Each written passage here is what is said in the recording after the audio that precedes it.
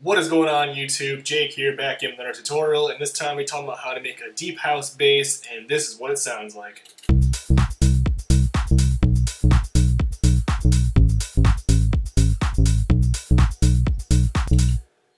So it's pretty cool deep house bass you would hear like on songs from like Diplo or Sonny Fodera, and maybe YouTube channels like Selected or Arrow even. And it's actually really easy to make, and we'll be making this in Serum. As I figured by now, everyone pretty much has Serum at this point. However, you can also recreate these steps and do the same exact thing in any other synth as well. So I'm going to start off with an initialized preset, the blank slate here, and we're going to be using both oscillators. We'll turn both oscillators on.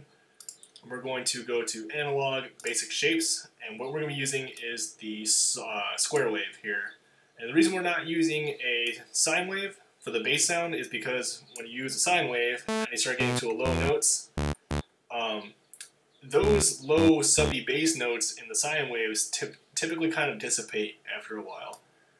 And you have to use some distortion and all that stuff to bring it back, but if you use a square wave, it's the same thing without having to do all the extra steps. You still retain all those low frequencies and not lose your sub bass sounds there. So we're using a square wave, and then oscillator B is going to be basic shapes.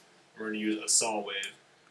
And then what we're going to do is we're going to turn on the filter, change it to MG low 24. We're going to turn it down a little bit here. I'll put about there, maybe. Turn on oscillator B for the filter as well. And then envelope 1, just kind of shape it into like a plucky thing here. Envelope 2, and we're doing the same exact thing. You can shape the same way you want. It's gonna change the sound a little bit depending on what you want. You can turn the release up even a little bit, maybe a little more delay. Turn down sustain. And we're going to assign envelope 2 to the cutoff filter. We're going to bring that down. And now we got this. We're actually going to turn down the octaves on both of these oscillators. So 2 octaves here and do 1 octave on.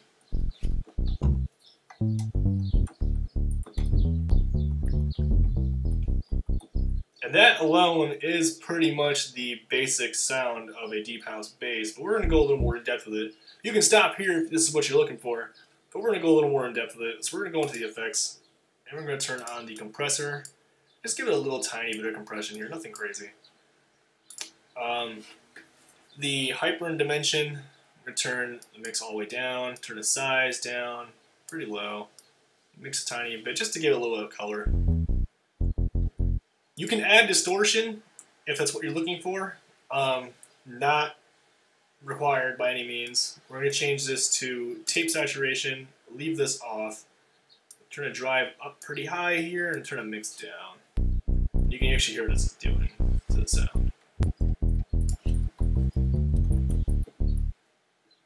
Alright, and then last thing we're going to do, also optional, we're going to add some equalizer here. And I'm just going to turn up the gain on this end, give it a little more high end. Let's hear what we got so far.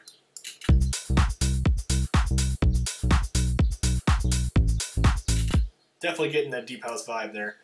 However, what I like to personally do, this is just me, it's not something you have to do. You can use the sub bass in this this deep house pluck bass, which is perfectly fine. Or you can also do what I like to do sometimes and just kind of, filter out the low end and add my own separate sub bass.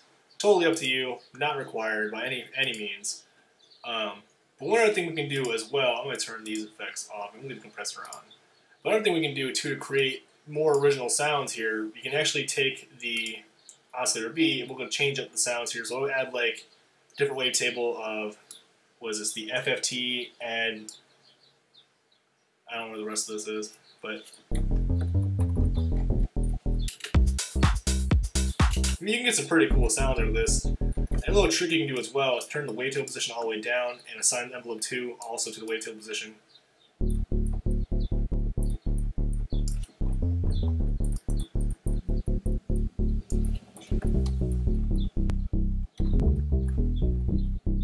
Just little variations you can do there. Some of these sound pretty cool. Like Crush Flip sounds pretty cool.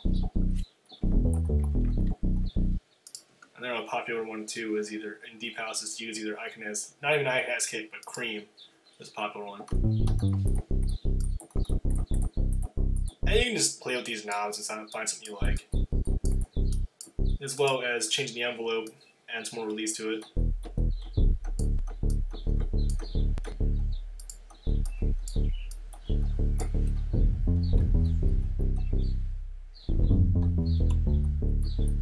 And that's pretty much it. This is a pretty simple thing to do.